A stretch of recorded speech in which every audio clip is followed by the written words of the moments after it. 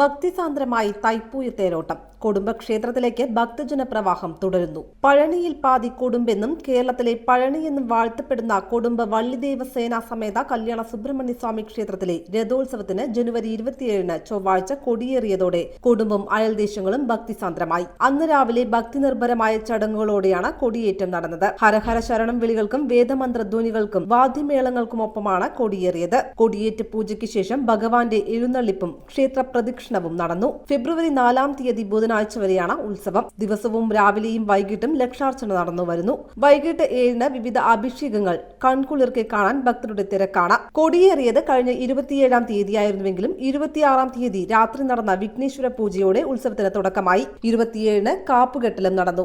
ലക്ഷാർച്ചന, രുദ്രാഭിഷേകം, വിശേഷാൽ പൂജകൾ എന്നിവയ്ക്കും തുടക്കമായി. വൈകിട്ട് 7 മണിക്ക് നൃത്തമഞ്ജരി ഉണ്ടായിരുന്നു. 28 ഏകാദശ ദ്രവ്യാഭിഷേകവും ബിംബചൈതന്യ കലശാഭിഷേകവും രാത്രി ഭഗവാന്റെ എഴുന്നള്ളിപ്പും നടന്നു.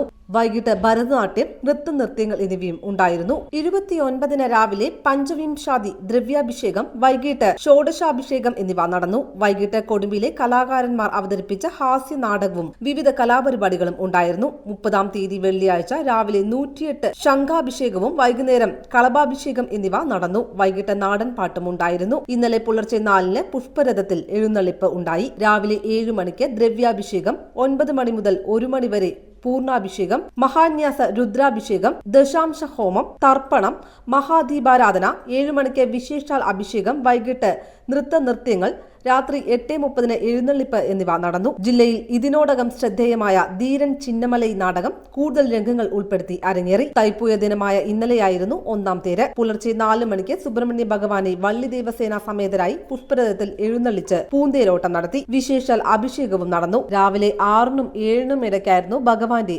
മഹാരഥാരോഹണം. 9 മണിക്ക് ഗജവീരന്റെ അകമ്പടിയോടെ വാദ്യമേളങ്ങളോടുകൂടി തിരുമഞ്ചനം വരവും തുടർന്ന് വിശേഷാൽ അഭിഷേകവും ഉണ്ടായിരുന്നു. 11 മുതൽ 12 വരെ അന്നദാനം. വൈകിട്ട് 4 വാദ്യമേളങ്ങളുടെ അകമ്പടിയോടെ തൈപ്പൂയ തേരോട്ടം നടന്നു. രാത്രി 7 മണിക്ക് ഭക്തിഗാനമേള ഉണ്ടായിരുന്നു. ഇന്ന് വൈകിട്ടാണ് 2 തേര്. നിറമാലയെ തുടർന്ന് രാവിലെ 8 മണിക്ക് പ്രാതകാല പൂജ നടന്നു. രാവിലെ 10 മണിക്ക് വിശേഷാൽ അഭിഷേകം, ചന്ദനക്കാപ്പ്, മഹാപൂജ, ഉപചാരം എന്നിവ നടന്നു. തത്സമയം നാദസ്വര കച്ചേരിയും ഉണ്ടായിരുന്നു. കാലത്ത് 11 മണി മുതൽ 2 മണി വരെ അന്നദാനം. വൈകിട്ട് 4 മണിക്ക് തുടർരഥ പ്രയാണം. രഥം നിലയ്ക്ക് നിൽക്കലിനെ തുടർന്ന് ദേശക്കാരുടെ പ്രശസ്തമായ ചന്നക്കളിയും ഉണ്ടായിരിക്കും. തത്സമയം ശിങ്കാരിമേളവും ഉണ്ടായിരിക്കും. 7 മണിക്ക് മണ്ഡപ പൂജയും നവച്ചുവൈ കലക്കൽപ്പാട്ട് ഭട്ടിമന്ത്രവും ഉണ്ടായിരിക്കും. 3 തീയതി ചൊവ്വാഴ്ച ഏകാന്തോത്സവം.